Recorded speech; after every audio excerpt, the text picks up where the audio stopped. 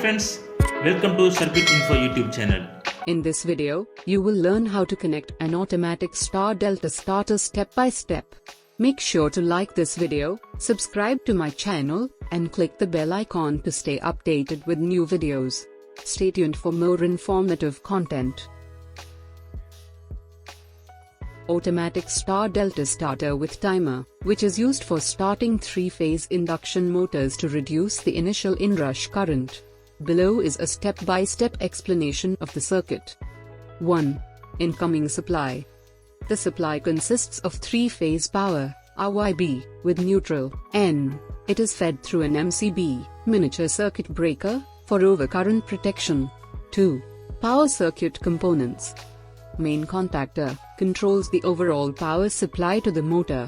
Star contactor initially connects the motor windings in a star configuration to limit the starting current. Delta contactor engages after a time delay to switch the motor windings to a delta configuration for normal operation. 3. Control circuit components. Start and stop push buttons. Green, start, button initiates the circuit. Red, stop, button disconnects the circuit. Timer relay automatically switches from star mode to delta mode after a preset time. Ensures smooth transition between star and delta configurations. 4. Working principle.